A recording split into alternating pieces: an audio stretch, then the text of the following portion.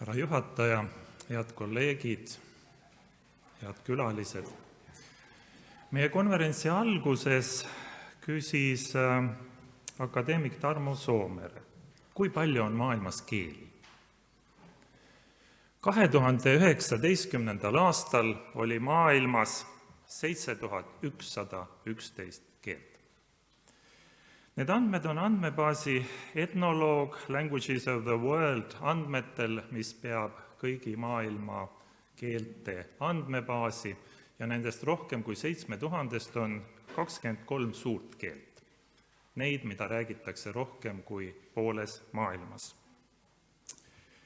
Eesti keel ei ole suur keel, aga ta ei ole ka väike keel. Ja see mitmes tähenduses.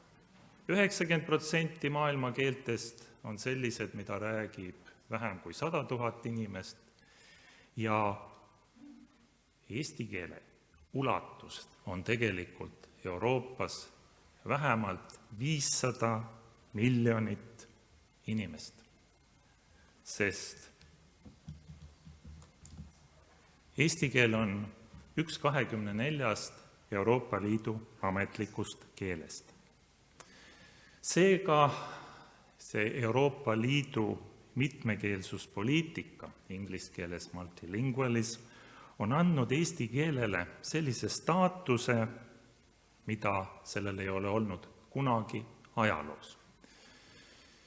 Ma olen üle 11 aasta töötanud, ringi liikunud Brüsseli ja Luksemburgi koridorides, kabinettides, nõupidamisruumides ja ma võin teile tõesti öelda, et igapäevases suhtlemises eesti keelt kasutatakse, eesti keelt austatakse ja see on teiste 23 keelega võrreldes täpselt samal tasemel, nii nagu see peabki olema selle üldise printsiibi järgi. Eesti keelde ja eesti keelest pole kunagi nii palju tõlgitud kui praegu. Kui palju see meile kõik maksma läheb? Jälle Euroopa Komisjoni andmetel aastas praegu keskmiselt 2 eurot Euroopa inimese kohta, Euroopa kodaniku kohta, on see palju või vähe? Ma isiklikult oleks nõus rohkem maksma. Ja mida väiksem keel, seda kallimaks tegelikult läheb, ka siin suured keeled maksavad väikeste keelte osa selles mitmekeelsuspoliitikas kinni. Nüüd, millest ma tahan teiega täna mõtteid vahetada. Ma ei ole ise tõlkija ja ma ei ole ise ka keeleteadlane. Jah, ma olen jurist, mul on olnud võimalus teostada ennast mitmel juura erialal, olla näiteks autoriõiguse maaletooja Eestis ja kõigi aegade esimene Eesti intellektuaalse omandi professor, aga see ei ole see teema, millest me täna räägime. Kõigepealt ma tahan teid küsida, et kas eesti keel on eurokeel? Ja sellest ma alustaksingi. Mis on üldse eurokeel? Vaadake, seda sõna on päris ulatuslikult kasutatud juba 20. aastatel ja ma tõin siin välja mõned publikatsioonid. Katrin Allik ja Katre Kasemets 2009. aastal avaldasid ühe artikli Eesti Keele Instituudi eurokeele hooldamise osas ja EKI on välja andnud ka 6 artiklite kogumikku, millest ühel on ka kaunis ambitsioonikas pealkiri, emakeelne eurokeel. Nüüd ma ise tulin selle temaatika juurde 2015. aasta juunikuus, kus ma osalesin ühel Euroopa Komisjoni korraldatud konverentsil, milles arutluse objektiks oli eurolekt. Niimoodi inglise keeles C-ga, poola keeles ja paljudes teistes kirjutatakse K-tähega. Nimelt see on ühe Itaalia ülikooli University International Studies in Rome ja professor Laura Moori poolt juhitav ja Euroopa Komisjoni finantseeritav projekt, milles osaleb 13 ülikooli 9 Euroopa Liidu liikmesriigist ja 11 ametlikku keelt on esindatud Ja selle projekti eesmärgiks esimeses staadiumis oli koostada 2 korpust. Niinimetatud A-korpus, kus olid 660 Euroopa Liidu direktiivi tõlked kõikidesse nendesse 11 keelde ja B-korpus, kus olid sees tekstid, kuidas need tõlgitud direktiivid ühtlustati rahvuslikes seadustes. Ja see ei olnud ainult terminoloogia, seal oli lause ehitus, lause pikkus, päris palju indikaatoreid, mida uuriti. Ja see projekt läheb veel praegu edasi, on jõutud korpus F-ini niimoodi, see on praegu kõige viimane, kus näiteks uuritakse ka otse kohaldatavaid Euroopa Liidu määrusi ja Euroopa kohtupraktikat. Ja üheks uurimishüpoteesiks, mis püstitati, oli, et Euroopa Liidu liikmesriikides on välja kujunenud teatud spetsiifiline keelevariant, eurolekt. Muide, seda terminit esimest korda kasutati 90. aastatel, 1994, üks Kanada teadlane avaldas ühe artikli ja Euroopas 1998, aga siis anti talle juba teatud üldistav tähendus kui Euroopa Liidu keelepoliitika uus kontseptsioon. No, on siin tüvi, dialekt, Euroopa dialekt. Ja mis olid mõned järeldused, mis tehti esimese uurimisetapi pinnal? Eurolekt iseloomustab teatud standarditud terminoloogia, lingvistiline, lauseehituslik ja tekstiline ühtsus, see on teadlik ühtlustamine ühtsete väärtuste ja kultuuripärandi alusel. Ma otsustasin kirjutada ühe artikli ja see artikkel on koos viitega seal ja mõtlesin, kas pealkirjaks peab olema Eesti eurolekt või Eesti eurokeel, mis oli juba olemas ja ma konsulteerisin inimestega EKI-st ja ülikoolidest ja tõlkepraktikutega ja nii sai ka artikli pealkiri. Muide, vastus sellele, kus on eurokeele kodu, vastus on, et see kodu ei ole ei Brüsselis ega Luksemburgis ega Tallinnas, see on tegelikult meie peades. Aga mida me tegelikult tänase päevani päris oma eestikeelsest teaduskirjandusest ei ole lugenud, vähemalt mina ei ole jõudnud, mis see eurokeel ikkagi on. Kas on tegemist uue keelevariandiga, nagu selle projekti juht professor Moori väidab, või siin on veel mitmeid variante ja ma arvan, et see teema vajaks Eestis interdistsiplinaarset uurimist, esmajuurest just filoloogide poolt, ma leian, et siin on vähemalt 3 doktoritööd, mis võiks erinevatele aspektidele pühendada. Kuid ühte asja ma tahan teiega veel jagada. Nimelt, mida ma avastasin? Eurokeel kui sõna oli 10 aastat juba kasutusel. Ja kui ma hakkasin uurima, kuidas defineeritakse Eestis eurokeelt, siis mille ma avastasin? Ma avastasin, et üheski Eesti sõnastikus seda sõna ei olnudki. Ei õigekeelsussõnaraamatus, võõrsõnade leksikonis, lihtsalt ei olnud. Aga asja tegi huvitavamaks see, et 2007. aastal haridus- ja teadusminister andis välja määruse EKI põhimääruse kinnitamise kohta ja EKI põhimääruses on ühe ülesandena pandud. Instituudi põhitegevuse hulka kuulub Eesti eurokeele korraldus. Ja 2004. aastal heaks kiidetud Eesti keele arendamise strateegia 2004-2010 punkt 3.11 on seatud ülesanne uurida ja korraldada eurokeelt. Muide, 2010. aasta Eesti keele arengukavast see sõna on kadunud. Nüüd, kuhu me oleme tänaseks jõudnud? Niimoodi. Õigekeelsussõnaraamat defineerib eurokeelt kui Euroopa Liidu dokumentide keel. Ma fikseerisin siin ka Wikipeediast ühe määratluse ja teisest lausest näete, te leiate seal fakti, et alates 2015. aastast on sõna eurokeel lisatud ka õigekeelsussõnaraamastusse. Muide, kahtlastel asjaoludel mu see artikli avaldamine paar kuud viibis. Te kujutate ette, millist rõõmu, et sa avastad tegelikult sõna, mis on õigusaktides kasutatud, aga mis puudub üheski Euroopa sõnaraamatust, mida te ei leia.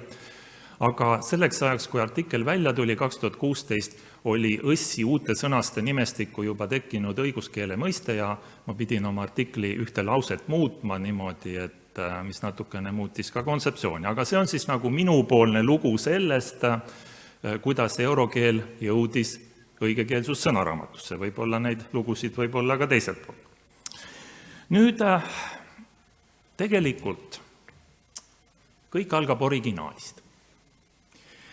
Ja Euroopa Liidu aktide puhul on originaalidele pööratud väga suurt tähelepanu ja on terve portaal, kus on erinevad meetmed, kuidas Euroopa Liidu õigusakte tegelikult peaks välja töötama, milline on institutsioonide vaheline koostöö, on vastu võetud parema õigusloome tegevuskava ja on olemas ka üks eesti keeles spetsiaalselt meie jaoks kohandatud dokument, milleks on institutsioonide vaheline stiilijuhend, kus on näiteks kõik riikide ametlikud nimetused ja riigipead ja tegelikult väga palju kasulikku eestikeelset informatsiooni.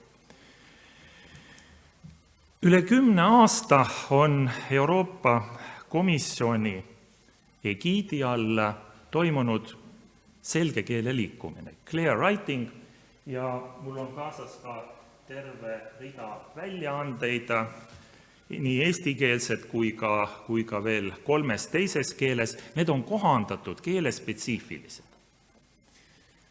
Ja mulle väga meeldib üks Euroopa Komisjoni keelepoliitika selline lühend, mis on KISS. Eesti keeles ta nii hästi ei kõla, PVLL, ja KISS tähendab Keep it short and simple. Ja nii on esitatud ka üks nõue, et ükski dokument, olgu siis Euroopa Komisjoni dokument või muu riigihaldusdokument, ei tohiks olla pikem kui 15 lehekülge. Ja me püüame oma kirjaliku tõlke direktoraadis pidevalt ka seda meelde tuletada oma poliitilistele peadirektoraatidele, kes mõnikord kipuvad meile tõesti saatma tõlkimiseks mammutdokumente. Ja Euroopa Liidu selge keele veel üheks väljaandeks on soovitused. Nimelt, niimoodi, ma vabandan, tekkis väike tõrge. Nüüd hüppas juba liiga kaugele. Nimelt, Clara soovitused, clear, prantsuskeelne selge, need on soovitused teatud keeltes, kuidas tõesti tekste vormistada. Ja 5. detsembril toimub Luksemburgis üks suur rahvusvaheline konverents, mis on pühendatud just selge keele või clear writingu küsimustele ja ühes aruteluringis on Ülle Madise üks põhiesineja, nii et ma olen talle täna soojendusesinejaks ja Katrin Hallika Eestist osaleb, nii et meie Eesti selge keele liikumine ja meie kogemus tegelikult saab olema päris hästi esindatud ka sellel suurel konverentsil. Nüüd tihti on Eestis müüdiks, et kes siis ikkagi tõlgivad neid tekste eesti keelde. Eelmisel pildil olid 3 põhiinstitutsiooni, parlamendi, nõukogu ja komisjoni peahooned ja siin on tõesti selline nimekiri, on 8 Euroopa Liidu institutsiooni, nendest on 3 suurt. Ja näete, see paksus kirjas ongi Euroopa Komisjon, meid on 70 inimest, enamus Luksemburgis, 5 Brüsselis, 1 Tallinnas ja me anname tõlke osas eesti keelte põhitoodangu. Ja siin ma toongi teile tegelikult paar arvu. Meie komisjoni kirjaliku tõlke peadirektoraat möödunud aasta me tõlkisime 2,2 miljonit lehekülge. Ja eesti keelde tõlgiti 86 200 lehekülge. Ja kui ma löön kõik need institutsioonid kokku, siis see produktsioon, ja ma nimetan teda tõesti nagu produktsiooniks, me ei loo kirjanduskunsti ja teadusteoseid, kuigi me mõnikord peame neid ka tõlkima, 230 000 lehekülge eestikeelset teksti, mis tuleb Brüsselist, Luksemburgist ja ka meie Eesti enda tõlkijate arvutitest, kuna me tellime teatud osa, kuni 30% erinevatest institutsioonidest ka Eesti turul, millele me siis lõpuks ikkagi lööme oma templi peale ja niimoodi teeme vajadusel ka toimetamise. Nii et see on küllaltki oluline osa, kus luuakse eesti keelt, ja institutsioonide üheks ülesandeks tegelikult ongi anda oma panus rahvuskeelte loomisse, kuivõrd ja kui hästi see välja tuleb, see on just ka meie enda Eesti asjatundjate, Eesti kolleegide otsustada. Ja seda tehakse kõik Euroopa Liidu kulul, nii et Eesti ei maksa selle tõlkimise eest midagi. Ja nüüd on üldlevinud müüt, et tõlkija vastutab kõige eest. Tegelikult see päris nii ei ole. See on küll küllaltki väikses kirjas, aga te näete selle loetelu lõpus on niinimetatud loojalingvist, keelejuristid. Neile endale ei meeldi, kui ma kasutan sõna keelejurist, nad tahavad olla loojalingvist ehk juristid-lingvistid. Formaaljuriidiliselt nemad on need, kes annavad viimase heakskiidu kõikidele õigustekstidele, mis avaldatakse Euroopa Liidu teatajas. Ja ma täna ei saa kahjuks pikemalt rääkida sellest suurest tööst, mida teevad suulised tõlgid niimoodi, aga ma olen kindel, et mõnel teisel foorumil saab ka sellel teemal põhjalikumalt rääkida. Me teeme aastas põhiliselt komisjon, aga osaliselt ka Euroopa Liidu Nõukogu ja parlament kuskil 2000 kuni 4000 uut terminit. Mõnede puhul me võtame vastutuse täielikult endale, aga suurem osa siiski koostöös oma Eesti partneritega ja siin lihtsalt mõned näited. Meie uus ülemus, Euroopa Komisjoni president on võtnud uue suuna volinikukandidaatide nimetuste väljamõtlemisel. Ja näete, inglise keeles nad näevad sellised kaunis loomingulised välja, aga püüdke neid panna eesti keelde. Ja mul kolleegid nägid septembrikuus päris palju vaeva nende nimetuste eestindamisega, lihtsalt mõned näited, kui on juhtiv asepresident ja lihtsalt asepresident ja siis on volinikud, siis mõtlemist oli päris palju, aga meie enda volinikukandidaadile, niimoodi Kadri Simsonile me leidsime päris ilusa ja lühikese energeetika voliniku kandidaat on ta. Nüüd siin on üks näide, mis tekitab kuni tänase päevani vaidlusi, et kuidas me kaitseme seda euroopalikku eluviisi ja see on see, mida muudetakse, nii et tegelikult seda hakatakse edendama. Nüüd rida termineid, mille me oleme teinud, on seotud Brexitiga. Ja ma pean teile tõesti ütlema, et Brexit on olnud viimastel aastatel see, kus on töötatud nädalate kaupa ja nädalavahetustel ja asi läheb veel edasi. Meie enda kõnepuugis MFF oli see, mis möödunud aastal niimoodi oli meil üks prioriteete. See on mitmeaastane finantsraamistik, mõned terminid ka sellest valdkonnast. Tihti tuleb tegeleda meil tehnikaterminitega ja siin on üks näide, millega me tihti puutume kokku, kus eri eksperdid eri asutustes on eri seisukohal. Siin professor Toime Maimets eelnevalt ütles, kui raske on kokku leppida 28 autori vahel. Ma võin seda kinnitada, kui raske on kokku leppida 28 liikmesriigi vahel ja siis veel ekspertide vahel ja siis veel Eesti oma ekspertide vahel. Ja ühe slaidi näitan siin veel taimenimed. See on nüüd tehtud koos Eesti taimenimede komisjoniga ja tegelikult võtke kas või paar tükki nendest. Milline looming, leebe salatsigur, Jaapani mõru apelsinipuu, need ei ole otsetõlked ladina keelest, need on ikka suur loominguline töö. Ühe looma panin ka lõpetuseks Aasias sõrmiksaarmas, niimoodi, et oleks veidikene võrdsust loomade ja taimede vahel. Pluss tõlgitud on kõik kalanimed ja lindude nimed ja et see on selline reaalsus, millega tegeletakse institutsioonides. Nüüd, milline on väljund? Väljund on meie jaoks igapäevane töövahend, milleks on JATE. Interactive Terminology for Europe on see ajalooline nimetus, Euroopa terminoloogia andmebaas. Ja ma tõesti soovitaksin ka niimoodi, kellel on vaja vaadata, kuidas Euroopa dokumentides on defineeritud, milline on termin kasutada, just selle allika poole pöörduda.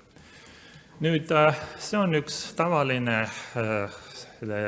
leht, ma seda kommenteerima ei hakka, seal on nimelt eesti keelte leitud sellise munemisvõimekusega kanale vaste noorkana, aga veidi statistikat, et kui palju siis on selles andmebaasis, mis on nagu meie loometöö põhisisu andmeid. Praegu on eesti keeles 63 567 terminit. Võrreldes Soomega ligi 340 000, inglise, prantsuse üle 1 miljoni, nii et meil on ikka küllaltki palju tööd veel teha ja just koostööd teha, et jõuda sinna mõne suurema ja varasema liikmesriigi arvuni. Nii, siin on kanded ja siin on nagu terminite statistika. Nüüd, meil on väga konkreetsed palved ja meil on väga konkreetsed huvid oma Eesti partneritele. Saada kiirelt, omavahel kooskõlastatud ja kvaliteetset termininõu. Meil oleks vaja ühtne kontaktpunkt ja me tunnustame väga seda tööd, mida Eestis tehakse, mida teeb EKI, mida teevad ülikoolid, aga me tihti saame ministeeriumist sellist nõu, mis nagu ei lähe keelenõuga kokku. Nii et tuleb veel üle vaadata. Tehnoloogia. E-translation on masintõlke süsteem, mida Euroopa Komisjon on ise arendanud. See on neurovõrkudel põhinev süsteem. Kui endine statistiline terminit ei leidnud, jättis selle tõlkimata, siis uus neurovõrkudel põhinev masintõlge on selline, et ta teeb ise sõnu. Ta ei jäta kohti tühjaks. Ja mõnikord on lause nii ilus, et pisar tuleb silma, aga sisult nii vale, et ei oska kohe midagi öelda. Nii et ühelt küljelt ta teeb meie töö lihtsamalt, teiselt küljelt jälle raskemaks. Kas teate, miks on Moosesel sarved? Ja mitte ainult Michelangelol, vaid sadade kunstnike, tuhandetel maalidel. Siin on nagu tõlgendatav niimoodi, mis see on. See on meie tõlkijate kaitsepühak. Eusebius, Sophronius, Hieronymus, püha ja rõum. Ja tema oli mees, kes läks ajalukku sellega, et tõlkis esimesena heebrea keelest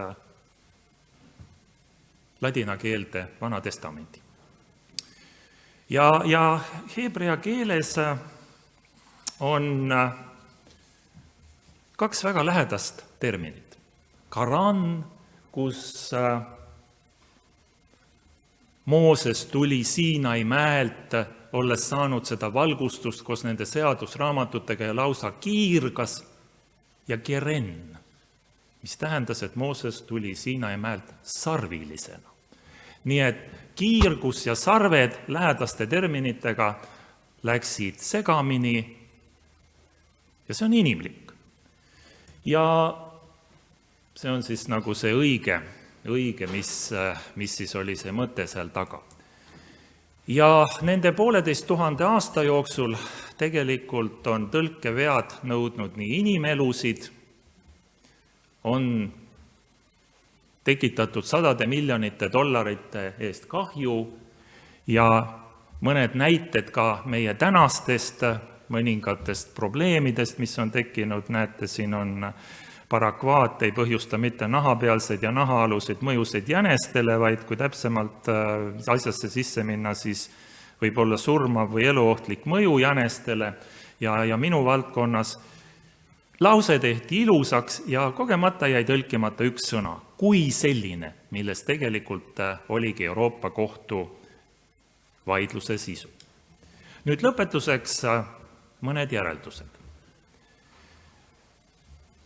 Mul on hea meel ja ma olen tänulik, et ma saan sellel tänasel konverentsil tõesti selle meie eestikeelse ja terminoloogia töö viia natukene laiemale pinnale, sellepärast et need 230 000 lehekülge ja paar tuhat terminit, mis me loome Brüsselis ja Luksemburgis, seda me teeme Eesti jaoks.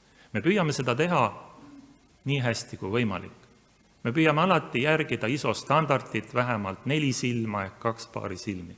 Me teeme seda koostöös Eesti ekspertidega, aga lisaks tänusõnadele mul on hea meel siin edasi anda palve, et meil on palju asju, mis alles tuleb teha.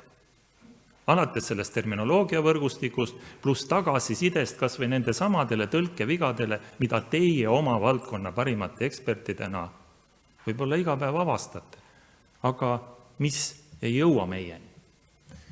Ja niikaua, kui meil ei ole veel seda platvormi, kuhu oma tagasisidet saata, niimoodi heiki.pisuke@ kas või seesama UTEE, sellest täiesti piisab. Ja head kolleegid, kui ma saaksin, ma saadaksin teile kõikidele ühe ilusa jõulukaarti ja see jõulukaart oleks selline vanamoodne ja sisaldaks sellist sõnumit. Euroopa keel on tõlkimine. Umberto Eco. Aitäh!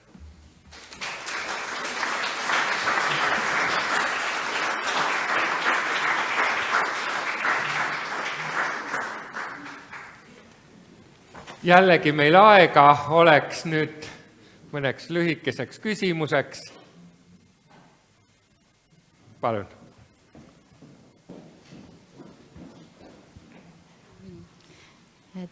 Sirli Tsuping ikka endiselt Haridus- ja Teadusministeerium. Mul on üks tähelepanek kõigepealt selle eurokeele termini kohta, et jah, ta ilmus meie silme ette nähtavamalt ÜS 2018 ilmumisega, aga vaatasin järele, et see oli juba ÜS-i uute sõnade loendisse lisatud 30. oktoobril 2015. See oli seetõttu, et hoiti paberversioon ja veebiversioon 2013. aasta oma samasugusena, et ei lisatud vahepeal veebiversiooni uusi, aga 2018. siis kajastas, et mis viib mõtte selle juurde, et kui oluline on see, et meil ikkagi siis praegu digiajastul liiguksid terminid sellises vormis, nagu, et nad jõuaksid kõigini hõlpsamalt. Aga siis see teine, mis vajab kindlasti täpsustamist, et millist keelenõu täpsemalt oli silmas peetud, mida ministeeriumist ei ole saadud. See ei ole üldse nipsakas küsimus, lihtsalt taust on see, et meie vist peaaegu iga nädal suhtleme siis Euroopa Komisjoni Eesti esindusest Elis Paemurruga, kes on keelenõunik ja meie poolt ei ole ükski küsimus minu arust vastamata jätnud, aga mida täpsemalt oli mõeldud? Aitäh. Nüüd ma pean tõesti mõtlema, et mida ma ütlesin, sellepärast, et ma ei ole kunagi mõelnud, et midagi sellist võiks välja lugeda sellest.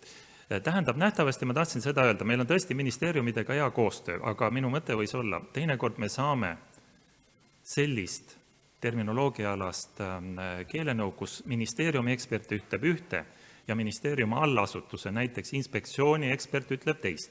Ja need asjad on täpselt vastupidised. Ja mis on otsus? Ja siis me võib-olla küsime veel akadeemiast kuskilt ülikoolist ja lõpus me võtame ikkagi ise vastu selle otsuse. Nii et ma saan mõelda ainult seda, mida ma võisin mõelda, aga ma vabandan, kui sellest minu eelnevast sõnavõtust võis midagi teistmoodi välja lugeda. Ei, me töötame ministeeriumiga väga hästi koostöös, nii nagu terminikomisjonidega ja nii ka ülikoolidega. Suur tänu. Kas on kellelgi veel? Jah, palun.